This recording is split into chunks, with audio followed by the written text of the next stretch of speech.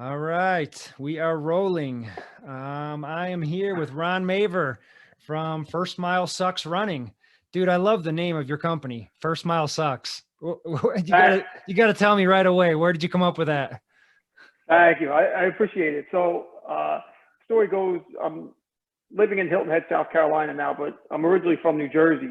I So the sense story goes, sense the accent. yeah, it's pretty thick. It's right outside Manhattan, and when I used to work in the city, I worked with a lot of guys from Brooklyn, guys from Long Island, guys from the Bronx for the past 20 years. So I kind of have this mesh of a little bit of everything. Okay. So I picked up Brooklyn along the way, Bronx, definitely New Jersey. I like it. It sounds So, tough. uh,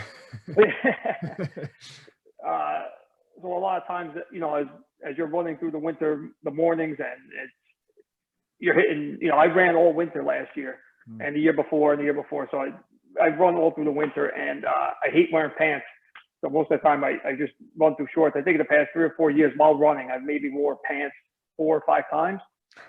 So anyway, long story short, as those winter months get in and you leave to go on your early morning runs, and it's dark out and it's crappy weather and it's snow or just sometimes it's bitterly cold.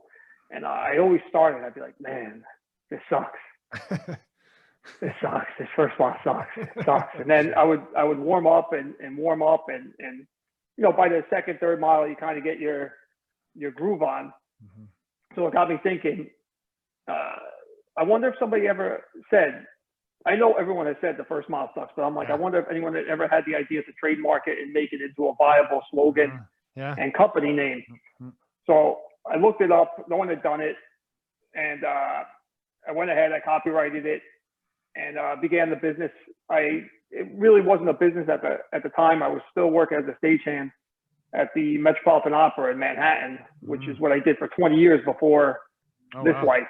Okay. So that was just up until COVID, which kind of coincided with my plan anyway to leave the industry. My plan was to leave it in August, and it ended up just being moved ahead a couple of months due to the cancellation of live performances. So long story of it is that I had just written it down, I jotted it down, and it was something I kept working in my head, and I was working on the side. But I did come up with the name just by reciting that same line in my head over and over when I started running. I was just like, this sucks, this sucks, this sucks. And it stuck. And I thought it was catchy, and it's something that everyone can identify with, no matter if you've run for a day or 20 years, that first mile just is working out the kinks, and it sucks. That's true. It's a good mantra because you're right. The first mile usually sucks, but then after that you start warming up and things get clicking. And I've heard many people say it in races and just running with buddies. Like, I've heard people say the first few miles suck, the first mile sucks. So yeah, man, I dig it. I like it. Yeah. The first few miles sometimes do suck, but I figured this had a better sound to it. Yeah, for sure. No, I love it, man. I love it. So how did you end up in South Carolina? So, every year myself and my wife come down here for vacation for like the last 10 to 12 years. And we take a week down here, and it's so much different from Manhattan, which, although I lived in New Jersey, I spent most of my time in Manhattan, and we were always in and out of the city. I grew up maybe like 9 miles outside Manhattan. So you kind of feel like you're intertwined with the city, but the pace down here was so chill and relaxed, and we loved it. So every year we came down, it got a little harder to leave, and we started exploring things. And I had been working a ton of hours back up north in the entertainment business. You're routinely doing 80, 85, sometimes 90 hours a week. Mm-hmm. And I felt like life was passing me by, that I wasn't seeing my kids grow up. I wasn't seeing what I wasn't around enough when I needed to be. Yeah. And my wife was super supportive. My father-in-law worked there, so she grew up in the industry. She knew what it was about. But I felt like I was missing out. I was, and my bosses were great, but I was always asking to take days off to see my son play soccer, or see my daughter play sports. And it just became, as my life shifted, I rearranged my priorities and where I really wanted to be. So we had talked more and more about possibly leaving, and my wife knew I was getting pretty burnt out on the city life, and I really wanted somewhere where I could just relax and be near the ocean and have warm weather and just a real chill vibe. Yeah. So we came down last year on vacation, and with the idea we came down with another family. We stayed for a week. Then we extended our trip here for 4 days to look at real estate and just get a feel if we like the extended stay. And we split the second week up from 4 days here and 3 days in Charleston. So we went up to Charleston. We looked at it as a possibility also. And when we left Hilton Head Island, which is where I live now, it just felt like this was where we belonged. I mean, my wife was crying over the bridge as we left, and we had just resolved that day that, you know, we were ready for a change. We were going to relocate, and this is where we want to be. It just, it felt home. Wow. That's cool. That's cool. So yeah, that's a big change. I mean, and you have kids, right? Yeah. So I have 2 kids. My son, Nathaniel's 13. Okay. My daughter, Reese, is 9. Yeah. So that was a big ask of them. Yeah. That's a big change. Yeah. How are they doing with it? Good. You know, I think because I got them involved in sports and they're involved in activities, it makes it a lot easier for them. You know, my son plays travel soccer, so he was able to make friends through there. My daughter has friends inside the development that we're in. Also, she plays soccer. She switched now. She's playing tennis. So they're within the activities, they were able to really adjust well. And I give them credit because they took it very maturely. They understood why we were doing it. They understood that it may be a step backwards at first in terms of financially and a loss of friends, but in the long run, I would be home more. As they were getting older, they were missing me more and more. I'm able to eat dinner with them every night, that type of thing. So they've been really great about it. They were so understanding about it. And I'm not saying because they were my kids, they were both special. You know, we talked to my son about it before we moved down. And the only thing he asked was that if we were going to do it, we do it before he got into high school. He's in 8th grade now. So he asked that we do it before he gets into high school. So he has a year of a smaller middle school to make friends and then go into a big high school, which it didn't end up. I mean, he's only in school twice a week now, and it's harder and harder with the COVID restrictions to make friends. So yeah, in hindsight, you know, it should have been a tough move on them, but they've both been excellent about it, and they're both happy and they love it down here as well. That's cool. That's cool. Life's an adventure, right? Yeah, you know, and this coincided with a whole bunch of changes in my life in general. Really? Like what kind of changes? So your career, right? My career was one, but really this goes back like 3 or 4 years in terms of my overall mental health and well-being and what ultra running did for me. And it's a long story of how I got here. I thought it all began. Yeah, let's get into it for sure. Yeah, so a couple of years ago, I was out of work with shoulder injury. I was out for about 8 months. I had rotator cuff and torn labrum. So during that time, it gave me time. I was home for the first time in a while, and through that, I was just having problems in general with depression, anxiety, and these are issues that I've had for many, many, many years and never addressed them. I can relate. Yeah. Yeah. Whether it be through, I was never violent, but through frustration and anger, your immediate reaction would be to jump down someone's throat, or self-medication, which involved probably drinking more than I should be and dealing with anxieties out like that. And little by little, I started changing, and it started off with a sober October challenge, which I did. And nice. That was, and that was, I really credit that for being a real turning point for me. Cool. It forced me to stop, not forever, but it forced me to stop for 30 days and prove to myself that I could go without drinking for 30 days. That was probably the longest I had gone in 25 years, maybe. Yeah. Wow. It was the 30 days. And it made me realize that, you know, I could go with it. So at that same time, I also realized, like, that was one step. The second step was I had to get myself well. I couldn't live the way I was living anymore. I mean, I would get up just to go through a day, and my first thought would be, I check myself and I'd be like, all right, I made it through the night. Like I didn't die. I had this fear of dying that was just ran rapid. And I get into the shower and, why did you think you were going to die? I don't know. It was just the way. So anyone who's dealt with anxiety knows anxiety research. Oh, it's just from the in anxiety. 100 different ways. So the way my physical response to it was to have a racing heart, and I carried pain like in my chest. I don't know why I did it. That's just the way my body dealt with it. So, you know, I get in the shower, I go, and then I get dressed for work. I get into my car, and then right away I would think, did I do something to piss off somebody at work? Did I say something? Did I do this? And I start working all these scenarios in my head, and now I'm, you know, on the helix heading into Lincoln Tunnel, and it's not even 9 o'clock, and I'm having a second panic attack. That I calm myself down. And this went on all day. So I knew, I got to a point where I was like, this cannot, I can't exist like this anymore. I was just riddled in pain. So I sought out therapy. I went to see a psychiatrist just to see if I could do it. I didn't connect with him at all. You know, he walked into the office. Within 20 minutes, he wanted to put me on Xanax and Zoloft and lithium, and not even really talk to me. It was just with drugs down my throat, and that's not what I want to do. I really wanted to get to why I was this way and what caused it and what were the triggers. So when I spoke to a friend of mine, I opened up to a friend of mine, and it turned out that he had also sought therapy, and I didn't know that, but he told me he recommended his therapist, who was actually a psychologist. So I went, I spoke with him, and instantly it was like magic. We just connected. He got me. I still see him every week. Through the 4 years, he's pulled stuff out of me that I didn't even know existed. He was amazing. Now, through that time also, I started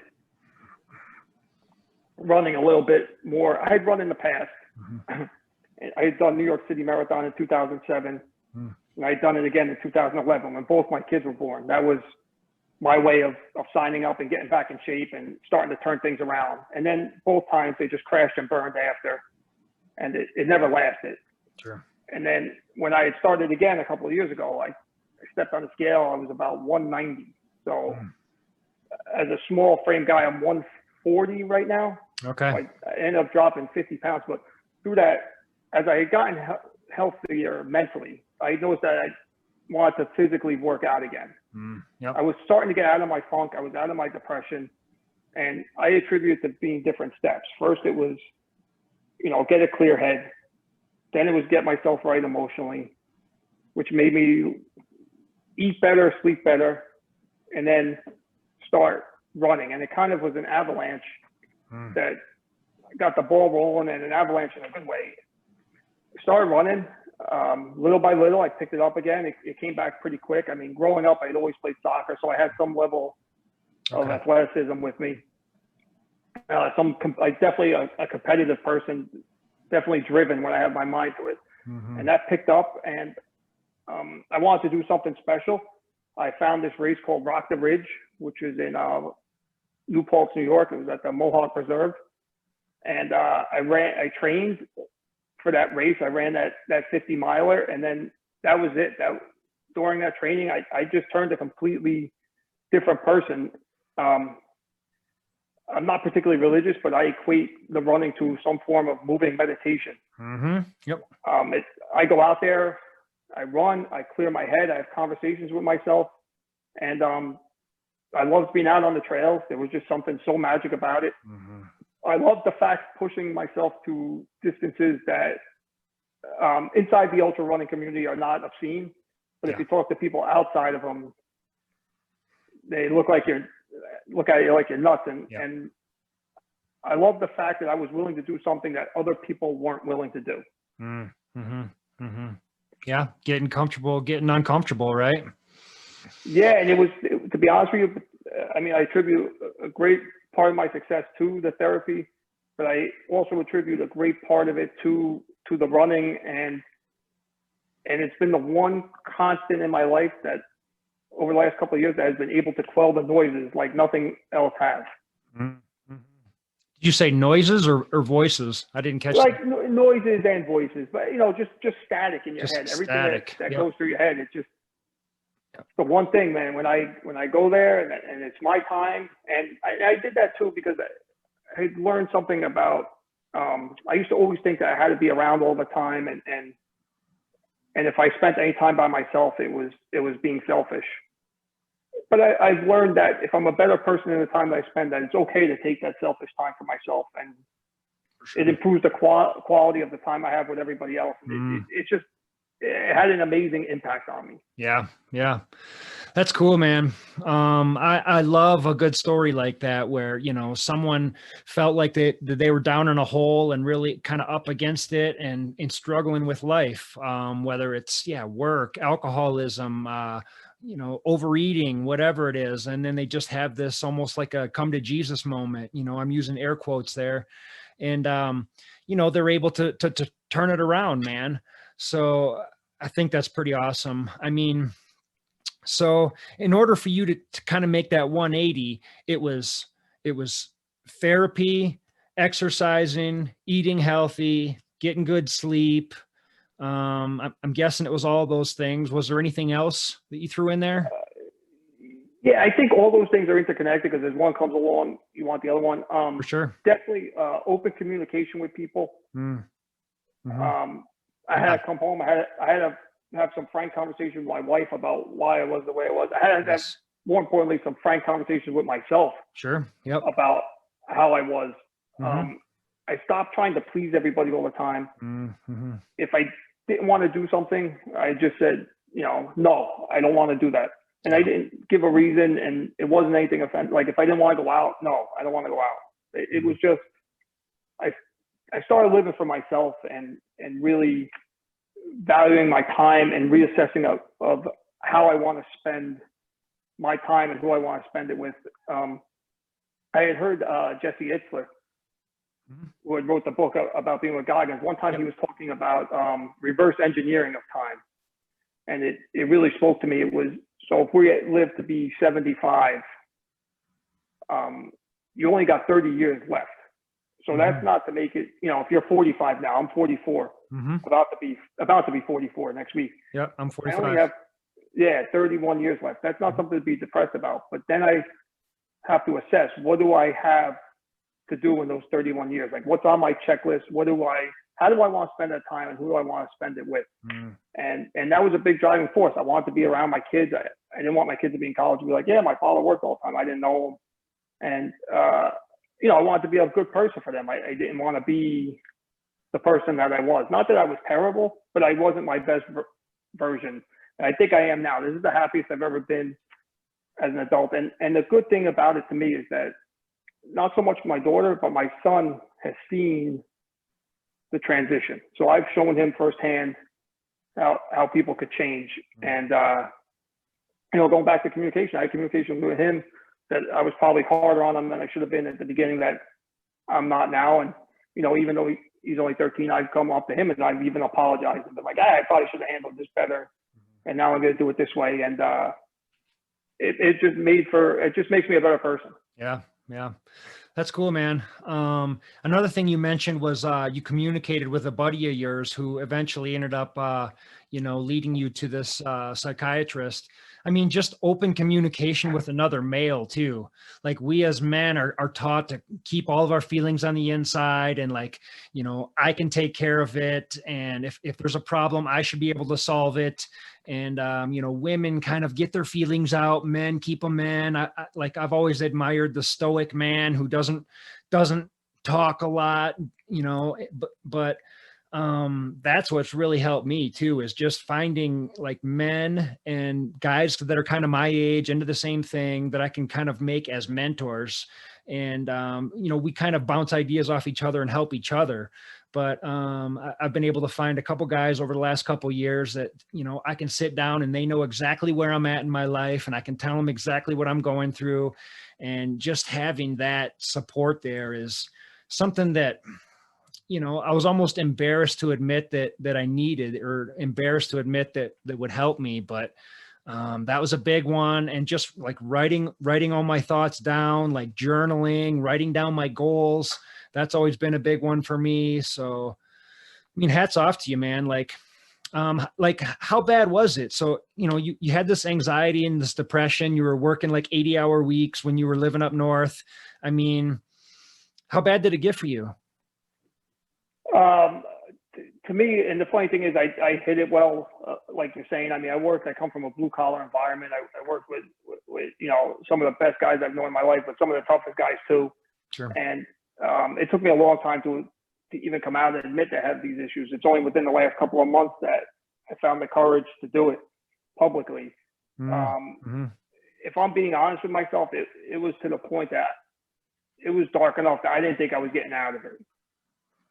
That it was not going to end well for me. Sure. Yep. I don't think I was suicidal, but I think it would have ended up just broken in terms of probably divorced in a studio apartment, drinking my days away. And it was bad. Yeah. Way worse than I probably care to admit to myself. Sure. Or way worse than anybody else even knew, even my wife. Yeah. Yeah, man.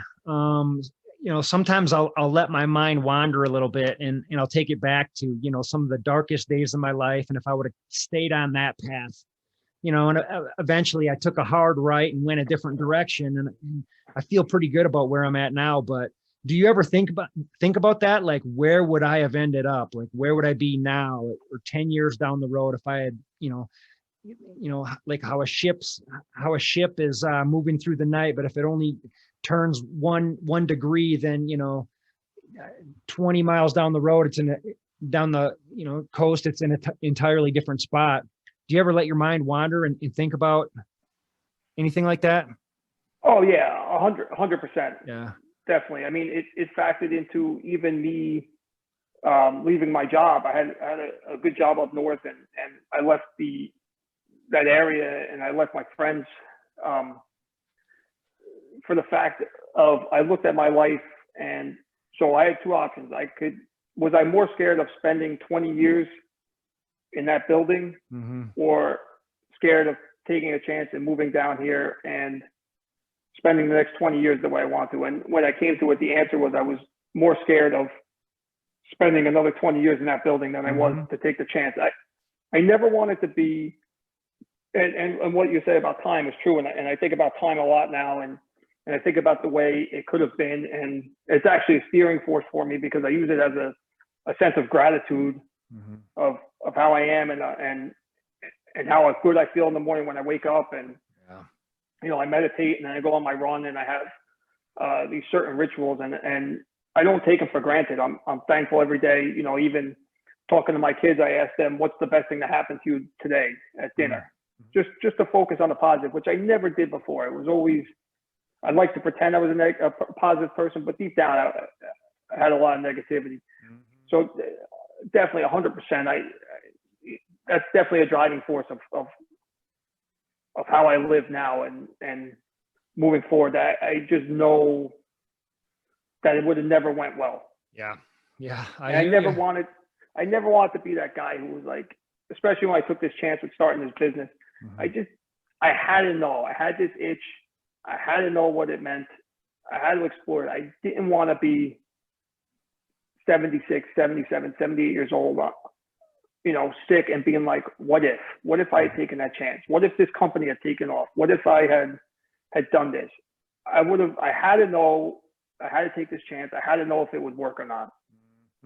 Yeah, that's huge. Just being able to look at your life objectively and like be honest with yourself and say, okay, I suck at this aspect of my life. Like I'm going to improve this, or whatever the case is. That's huge, man. So yeah, I commend you. It's pretty big. So and running was a big part of it for you. So like, how did you get into running these long distances? Was it kind of the typical story, marathon, 50K, 50-mile type of thing, or what did that look like? Yeah. So as I was saying before, so I run New York City Marathon 2007, and I ran it again in 2011. And then I've done some half marathons and some road races, but I really didn't run much again until 2017. And when I started running again, it just, it went a lot easier this time on me. I was pushing my limits. Mentally, I was wide open. I was curious to see how far I could take it. And when I, on a training run, when I went 20, I felt pretty good after it. And then the next day not the next day, but the next week I went for 22. And then mentally on the training run, I did a 50K, which was the first time I'd ever run past a marathon. Yeah. And that got me thinking, what if I did 50 miles? And then I did 50 miles. And through that time, I always had ended up watching YouTube videos. And, like everybody else, I read the Dean Karnazes book. I read Born to Run. So you always knew about Western States. You had known about these guys that were doing incredible things on the outside. And I remember watching those YouTube videos of different races. And it had really started materializing in my head that this is something that, I saw the camaraderie in those videos. I'm a big fan of Jesse Kokatek. He does a lot of YouTube videos. He did the YETI 100 video. So I watched that, and that's really how I ended up at YETI. Wow. The camaraderie of people, the fact that it wasn't just, when I had run New York, you have to get to Staten Island. It's a great race. It's an amazing experience. But the race starts at 10. You had to get to Staten Island between 5 a.m. and 6 a.m. So, you're waiting around for 4 hours, and it's just that and sitting around. And when I went to go run a trail race, and it was like, come 10 minutes beforehand, and you get to the starting line, everyone's hugging and everyone's happy. And there was such a camaraderie about those. It just drew me to it. And I just became more and more obsessed with pushing the boundaries. And 100 miles is something I always had in my head. To me, it's a special number. To do that on foot is unthinkable to most people. And, it's a lot of those miles, a lot of representation of life in those miles. Some of the miles are good. Some of the miles are bad. Some of the miles are really bad, and you just got to push through them. And at the end of the day, it's all worth it. Yeah. Yeah. The 100-miler is a perfect analogy for life. There's going to be highs and lows, and you just got to learn how to manage those. Just manage them along the way and just keep on pushing. So did you just do your first 100? Was the YETI your first? Oh, wow. Yeah. So the YETI was my first. Wow. How long ago? That wasn't that long ago, was it? No, it was a couple of weeks ago. It was wow. September 27th, I think. Okay. Dang. Okay. So how you feeling? I feel pretty good. Have you been running since then, or how's the body recovering? So it took a little bit. I had just, it had gone well for a while. And then, so we got hit with a nor'easter during that race. And the first 12 miles was just rain. Like you didn't know it could rain that hard for 12 miles. They were calling it the YETI 100. Awesome. And 64 in, I ended up with some blisters, probably like a 4-inch actually splice in my foot. My foot just opened up. And then 92 in, my ankle blew up. And it took me a couple of weeks to recover. It took me like 2 weeks to recover, but I am back and running. Good. I did some dry needling down here, some physical therapy, try and get ready. I was already signed up for Long Haul 100, which is in Florida in January. But then I also am trying to get ready for Georgia Death Race. Okay. Which was supposed to be in March, but got hit. It was the week that COVID hit and everything got shut down. So it actually got pushed to November 7th. Okay.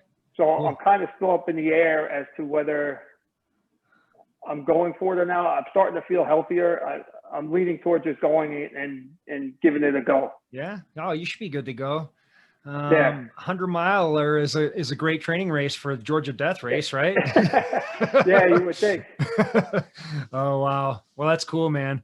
So, your first 100-miler, I'm always curious to hear about this, like all the gory details, like how rough was it? I mean, how did the training go leading up to that? What was your biggest weeks? Do you feel, how did you feel going into it? Did you feel overtrained, undertrained? What was it like for you? No, for me personally, I felt real dialed in. Okay. I had tunnel vision for this race, especially during COVID. I mean, I was basically obsessed with it.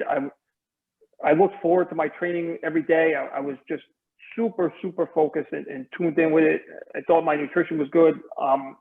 During training, I played some games with myself. I did the longest. I had a 100-mile week in nice. there just to see if I could do it. That was my first 100-mile week. Good. I did 10 straight days of 10 miles or more. Nice. Again, these were just challenges I had put myself forth. Perfect. And I dialed it back a little bit. I was going in and I felt well rested. I had done all my training runs. Like I said, I felt good when I got there. Obviously, the weather was a factor. It wasn't ideal conditions. It was tough, but I blocked it out. The first 50 miles were very routine. I know that sounds crazy, but I had a plan to do 26 minutes of running and 4 minutes of walking. Okay. It was heavy on the front end, but I also was looking to try and get as far in as I could during the daylight hours and then deal with it on the back end. If I could average 12-minute miles and then get in that 20-hour zone, it gave me some hours to play with. I would have loved to gone closer to 20, but my real goal, I wanted to go sub 24. So like I said, so when I hit 64, I came in. I thought it was a problem with my sock. So I had changed socks a couple times during the day. I took off my shoes and I took off my sock and I had about a 4-inch slice or split in my foot. I mean, the skin was just wide open. So I taped that up and went back through with it. I came in at 80. I felt, I passed my wife. I seen her. I felt decent. I said, I'm going to go on the turnaround. I'll see you on 84. I came in 84, and that's when I really started feeling it. That's when it really hit home. I was dry heaving on the side of the car. I was completely out of it. I couldn't even function. I couldn't drink. Finally, I don't know what made me reach for it, but I reached for some watermelon. Oh yeah, that always helps me. That felt good. Yep. Yeah. In like a matter of minutes, it snapped me back to life. Nice. Had some chips with that. Now, did you have a pacer or crew, or just your wife? So just my wife and my mom came up with me. Ooh, okay, that's rough. First time miler, no pacers. Yeah, you know what? I didn't want a pacer. I wanted to go out. I wanted to go at this by myself. I felt that this was something I worked for.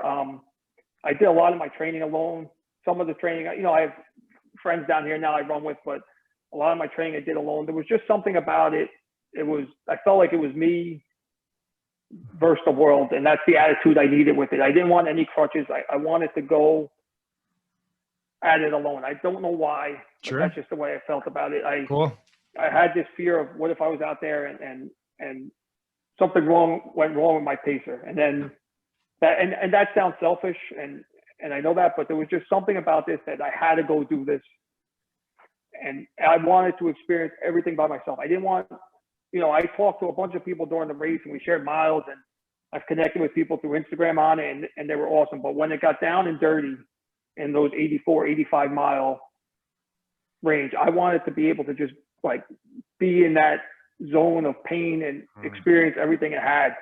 And I'll say, I think one thing that happened to me was I kept and I've learned this now after I kept a good mental attitude in there. I didn't think about miles. I stuck to my plan. I just let the miles accumulate until I got to about 74. And then I felt, I'm like, all right, I'm 3/4 of the mile, 3/4 of the way through. And then it hit me that I had a full marathon to go. So that kind of knocked me back a little bit. And then when I regrouped, I knew I had a shot at like 20, 21, maybe 22 hours at the most. And I started really getting focused on time and kind of pushing myself.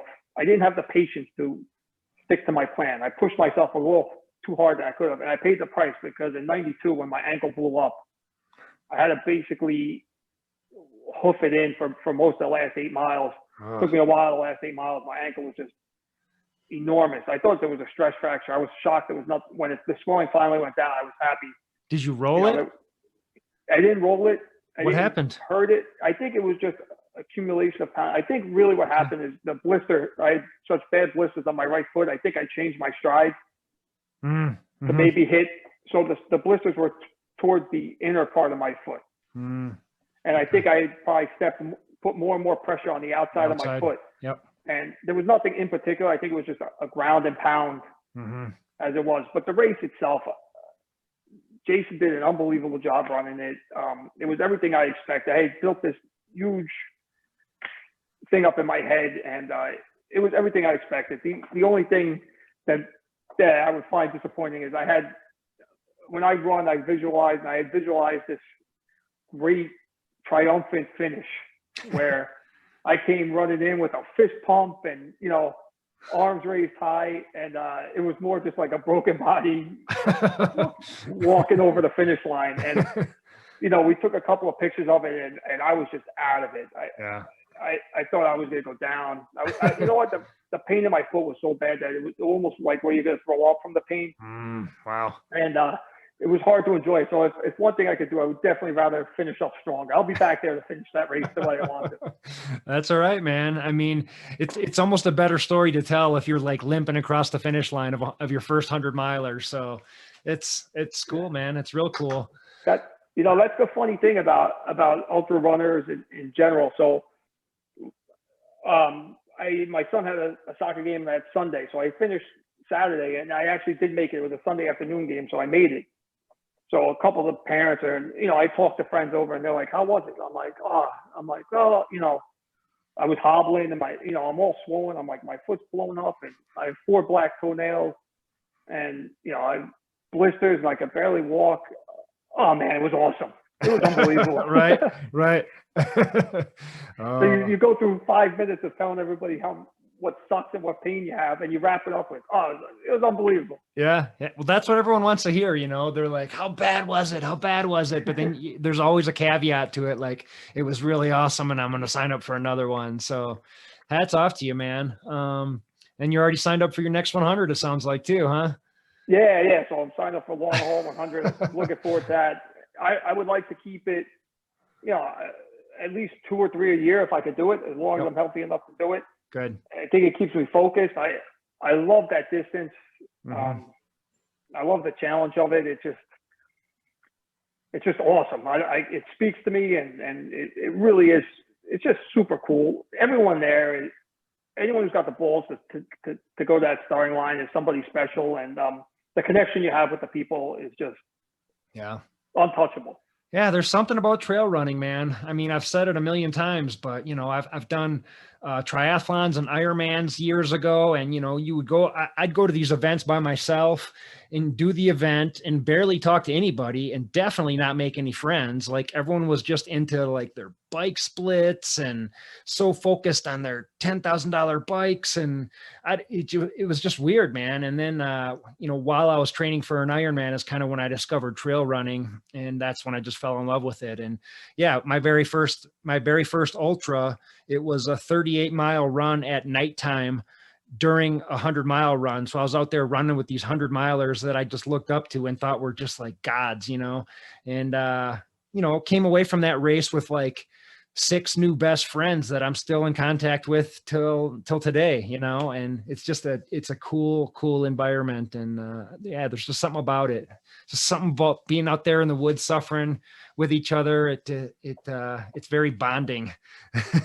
Yeah. It's weird. You're, especially as you said, like going at night, your whole world is just this little orb.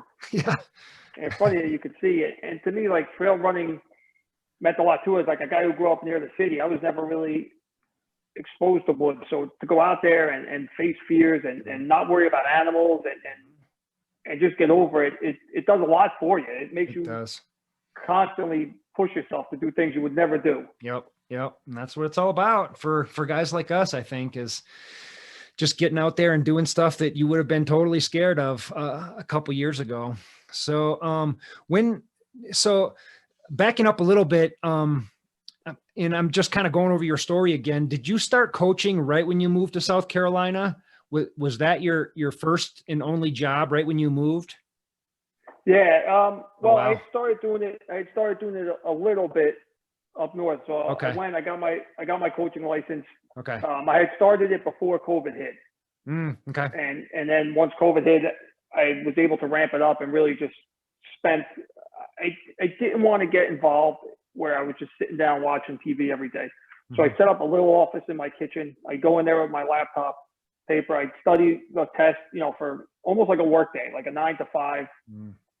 Or actually, it started usually at noon. My kids had online school, and it was just at that part, it was just a mess. It was a shit show, and everyone was trying to figure out how to deal with this, especially in the area that we were in. We got hit so hard, and we didn't know. We were afraid to leave the house. We didn't know if we were coming, going, which way. So I set up that. I studied, got my coaching license. Didn't really pursue it. I helped out some friends that were looking to run. So I designed some programs for friends. I knew what worked for me from experience. I had the scientific knowledge now, and I designed programs for a couple of friends. It worked for them.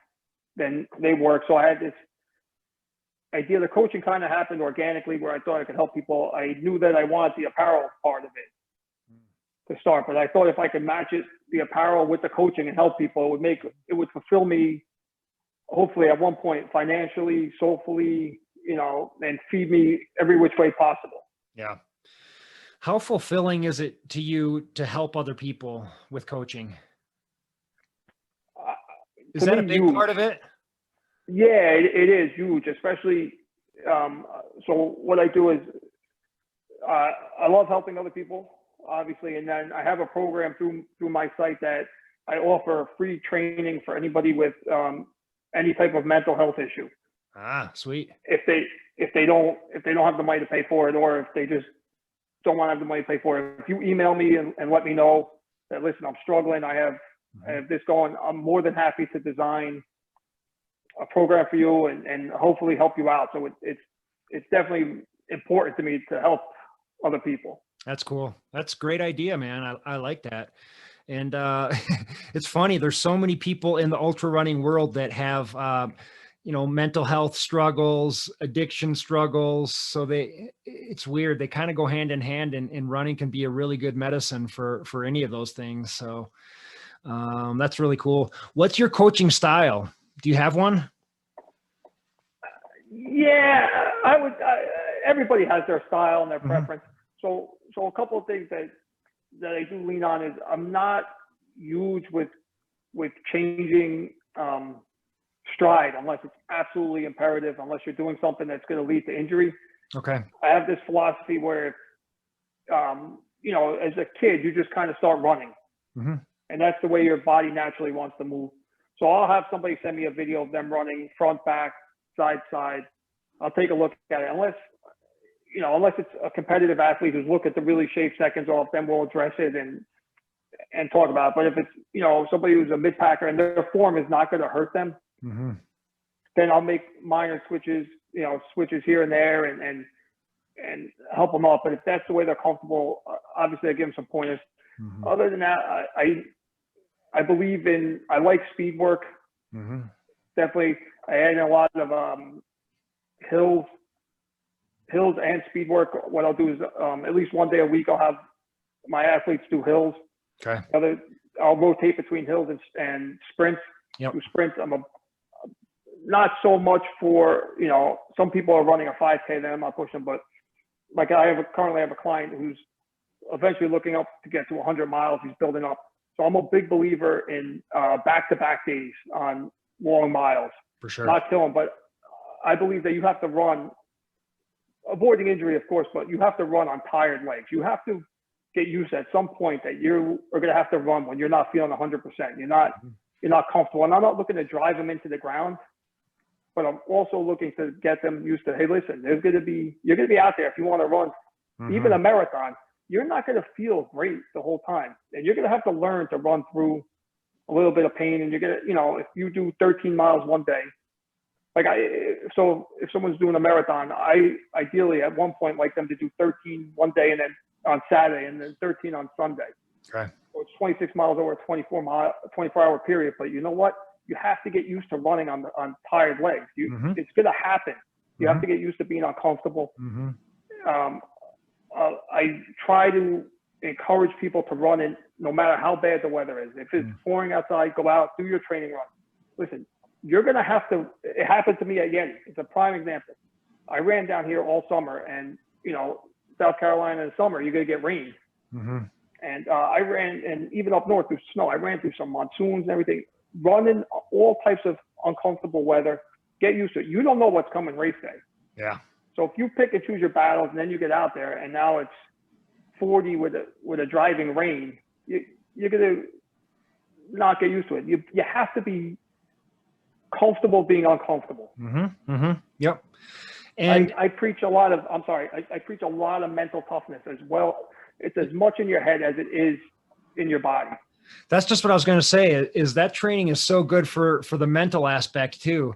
I mean, you know, doing the 13 and the 13 miler in a 24-hour period, if you're training for a marathon, that gets you over a big mental hurdle. Going out, running in the rain, running in the snow, you know, running with a heavier pack than you normally would for your ultra race. All that stuff is good mental training as well as good physical training.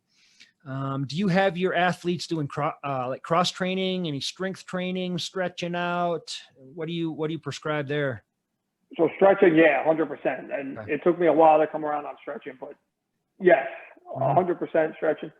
And in my program, I design days where on the schedule, I'll put cross train just in there. It's up to them if they want to do it. I highly recommend that they do a ton of core work. I've started doing it myself the last couple of years. It's paid huge dividends just in terms of posture. So yeah, I absolutely encourage it. I believe in designing the schedule, giving them schedule, but I also believe in putting the ball in their court overall. Like I can, you know, you can lead a horse to water, but you can't make them drink. I can't do the run for you. So I try to hold people accountable without being on top of their throats, you know, where I set the schedule and then I ask, did you do, you know, the running? They have my phone number. We do a Zoom meeting every week. They can text me whenever they want. And we talk. And I feel like so many people at the beginning are scared and question you, and they look for reasons not to do it. You know, whether it's my feet hurt, my shins hurt, especially new runners. This doesn't feel right. And, you know, we'll go over it and address it. Do you have, you know, before I even start with them, we go over footwear, what they should be wearing, you know, getting properly fitted for shoes. And then it's, you know, I try to put the responsibility on them that, listen, I'm going to give you the tools, but you have to go in and you have to put the work in. It can't be, I can't hold your hand doing it. You have to be willing to sacrifice your time and really be committed to it. Yep. So how do you communicate with your clients? Is it mainly through text? You said you Zoom with them once a week.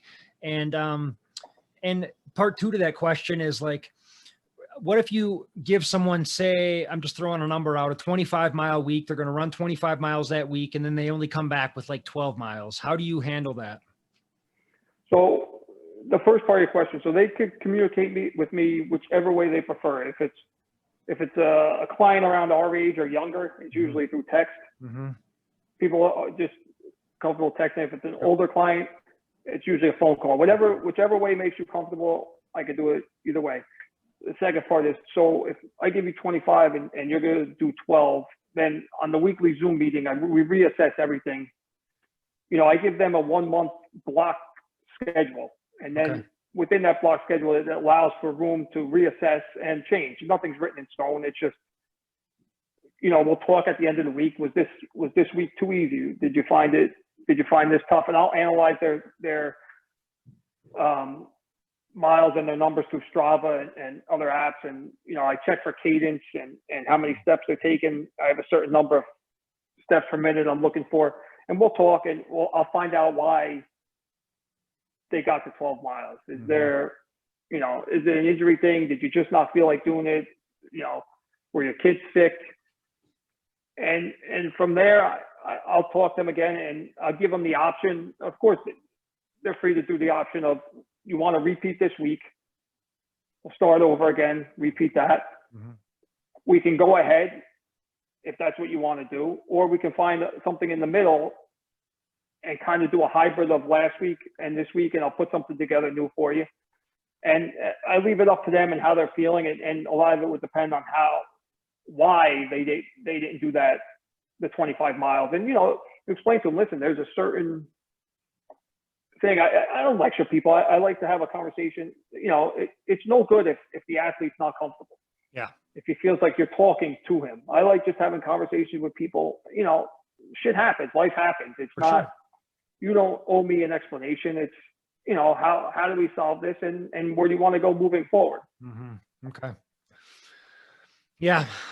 Those are just some of the issues that I have with, you know, some of my clients. And, you know, and it's a little bit easier when you have a client that has a race on the calendar. Like, this is the race I have on the calendar. I'm training for this. And then me personally, I build my schedules backwards from that race and start ramping up their miles towards that. But then if you have a client that doesn't have anything on the schedule at all, you know, they're just trying to stay in shape over the winter, and then maybe they'll get to a race or two next year. I found that some of my clients start losing some of their motivation, some of their miles go down. Do you have any secrets as far as like keeping clients motivated? Yeah, 100%. So a big thing I'm a believer in is sign up for a race. And even if you're uncomfortable with it, post it on social media, tell everybody about it. It holds you accountable. People start asking you about the race. It's a goal to shoot for. And I agree with you. People that don't, I instruct everybody to find something, sign up for something, have a race, because I've seen it time and time again. I've seen it a bunch with COVID. So I had a bunch of people that were new runners and just coming from scratch, and some of them, like you said, just wanted to get in shape and run, and we'd work it. You know, they'd say, if I could do a 5K, I'd be happy. And I would get them to a 5K, and, you know, within probably 6 to 8 weeks, depending on, you know, I'm talking people that were just not running at all. So they'd run the 5K on their own, and they'd call me up and they had this great feeling, and, you know, they were happy and they wanted to move forward. And then as we moved into the next month of a block schedule, you just seen it go away.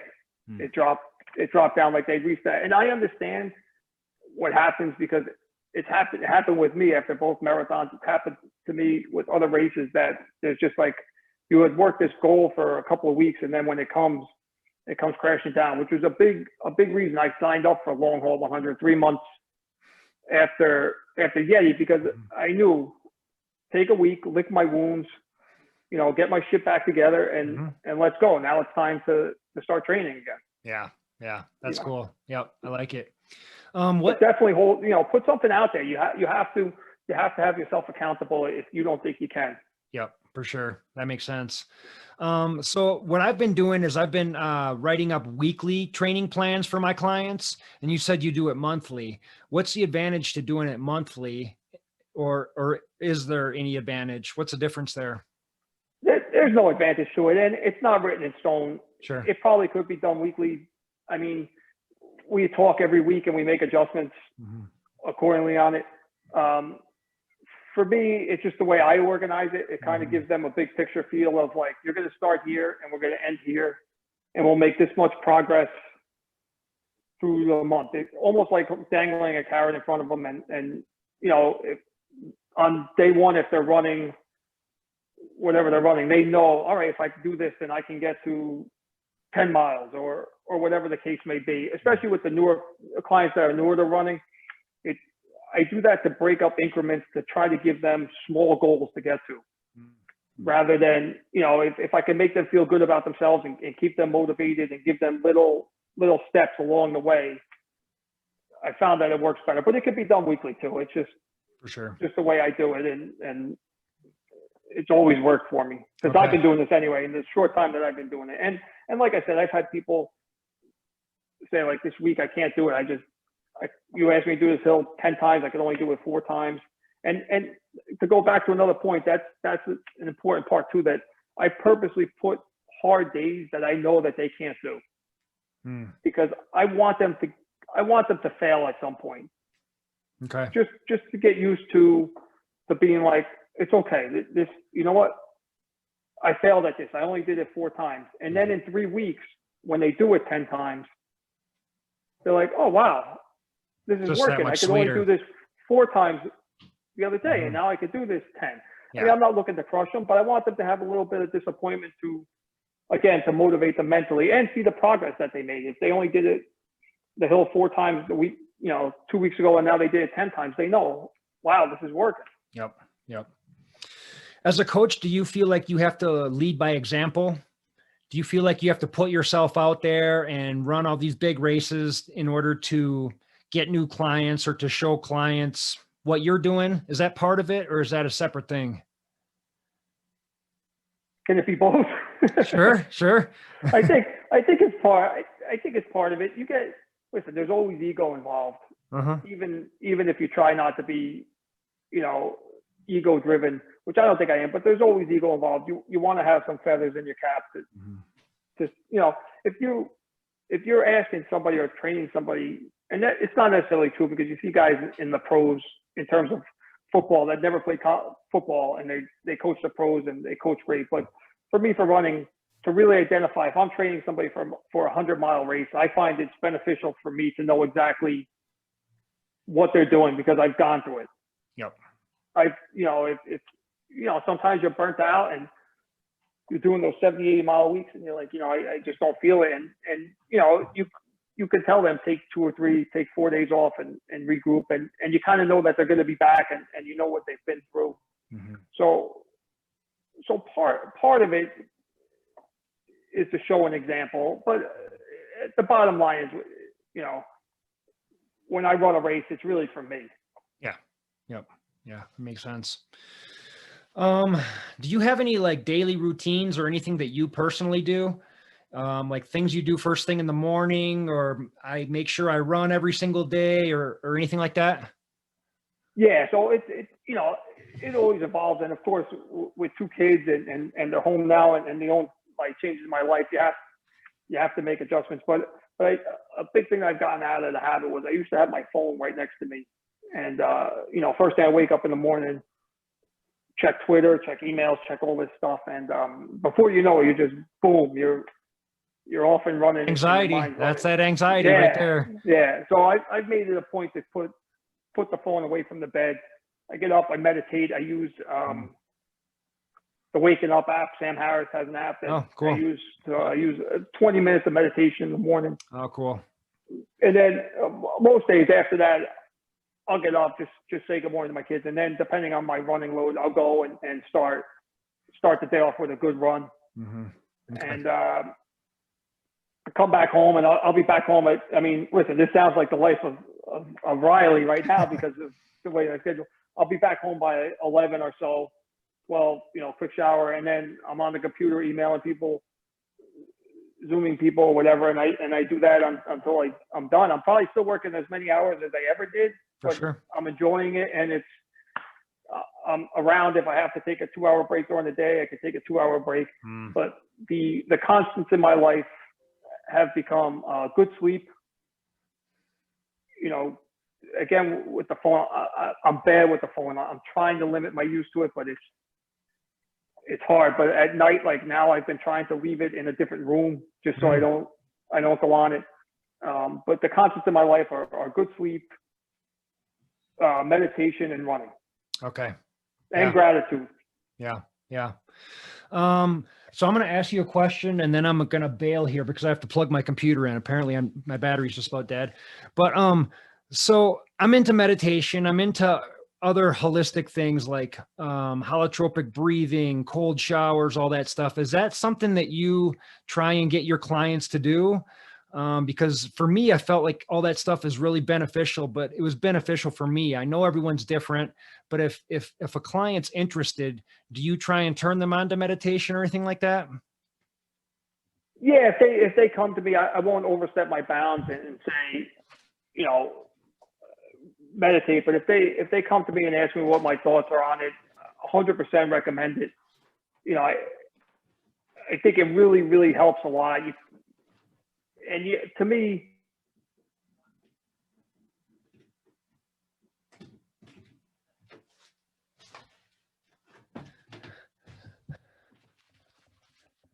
Okay. Sorry, man. Oh, are you there? Oh, shoot.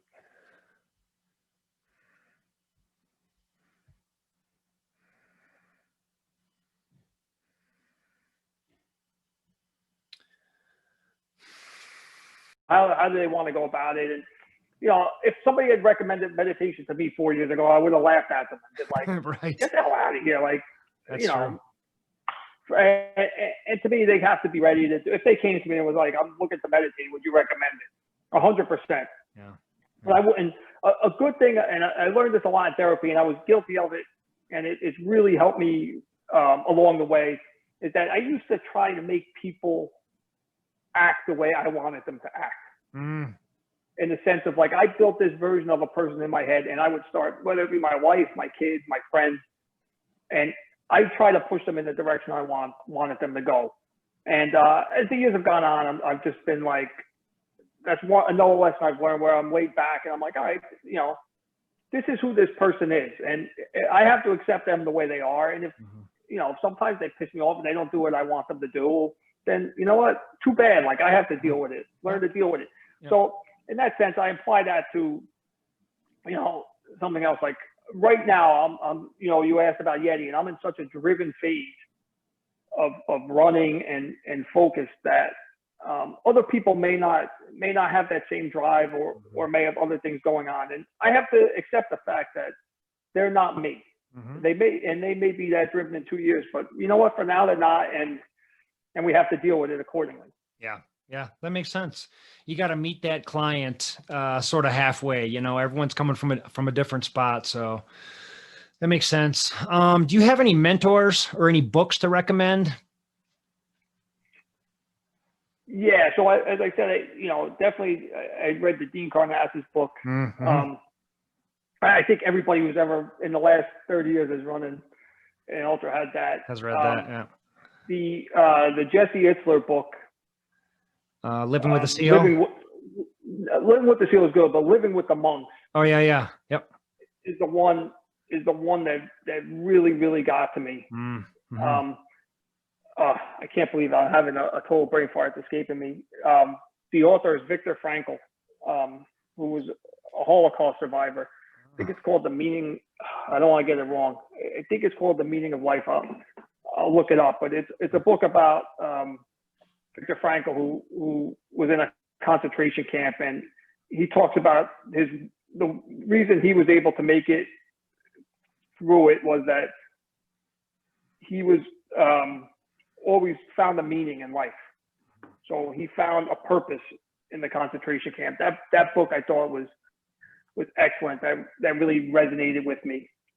Wow. Born to Run, I love. Yep, classic. He talks, you know, he talks about when he really talks about, as Nike had set up the event and people that come from other countries, they realized that it was just the pure joy of running. That to them it wasn't work. They were just loving it. Yep. So those are just a couple off the top of my head. That's cool. Do you listen to anything when you run? Books, podcasts, music, anything like that, or are you a no headphones guy? No, sometimes I will. Sometimes I'll go no headphones. Yeah. It's funny because my phone got so wet at YETI it broke. So I ran YETI with almost nothing. But I have usually I'll split it up depending on the day. But yeah, definitely always listen to something. Usually a podcast. Yeah. For the first half of it, and then music the second half. I found it goes quicker the first half, and then if I need a little pick me up, I'll go music the second half. But yeah, a ton of podcasts, and it's funny. I drive my wife nuts because you know you listen to podcasts, and you know my podcast ranges from you know Joe Rogan like everybody else to serial killers to you know different bands, and I'm all over the gamut. So same. Yeah, you come home and then I start blurting out facts to my wife. Did you know? And you know, whether it's all this, and then I come home with these crazy ideas, like, you know, I'll listen to Rich Roll sometimes, and I come home like, maybe we should go vegan. And then the next day I listen to somebody on Rogan, and I'm like, we should just go strictly carnivore. Yeah, right. So, I'm all over the place with podcasts and music, the same thing. It all depends on what I'm into at the day. For sure. Yep. That makes sense. That's a good pro tip. Not to cut you off. I apologize. No, go ahead. The funny thing about the podcast and music is sometimes I find that I don't even realize I'm listening to it. It's kind of just background noise, but I am retaining stuff as subconsciously without even thinking about it. I apologize for cutting you off. No, you're good.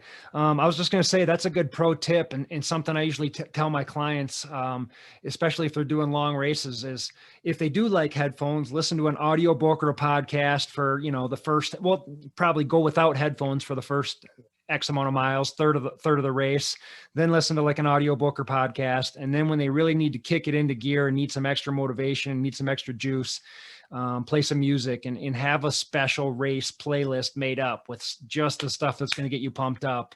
That's what I've always done. And it works really well for me. And I try and pass that one on. So.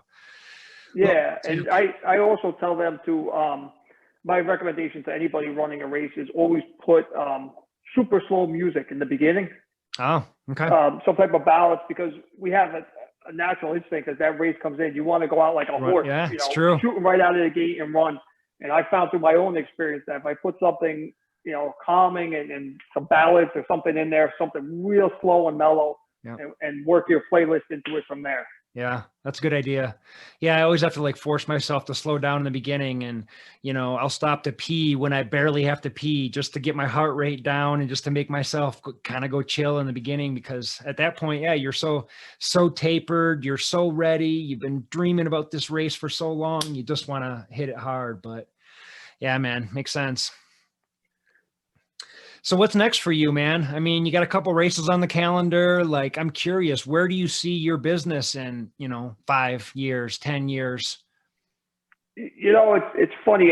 I talked to, he's a friend of mine and helped me a lot with the business when I started. And, I told him what my vision of it. And he was like, don't get hung up on one idea, because your